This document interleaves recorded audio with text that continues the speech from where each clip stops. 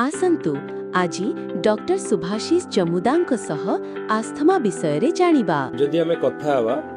Asthma genetically transmit हुए कि नहीं, यस आस्थमा जेनेटिकली भी ट्रांसमिट हुए, बट आजिकली एमती बहुत जिनस देखा होची जोटा जेनेटिकली बहुत लोग आम क्लिनिशियन लोग पचरा होछु जे सर आमर तो जेनेटिकली नथिला, आम फैमिली रे काहाकू भी नथिला, हठात दिन आम पिला केमते हेबला, राइट। तो गोटे होची जेनेटिक्स आ गोटे होची एनवायरमेंटल एक्सपोजर, राइट। तो आगुर जति एयर पोल्यूशन नथिला, आमे जति एलर्जन को एक्सपोज न होउदिलो, हुए तो फैमिली रे गोटे पर्टिकुलर जिनसे को एलर्जिक थिबे, बट से भले एलर्जन को केबे से एक्सपोज हेना ता पेरेंट कि ग्रैंड पेरेंट्स को बेसी बड़े एलर्जन को एक्सपोज हेना, बट एबे जेतलो अर्बनाइजेशन होची, इंडस्ट्रियलाइजेशन होची, बड़ बड़ इंडस्ट्री होची, नुवा नुवा टाइप रो केमिकल सब बाहर को आछी, तो जेतले से हमें सेही जिंस को एक्सपोज होउचंदी तो से टाइम पे हम बॉडी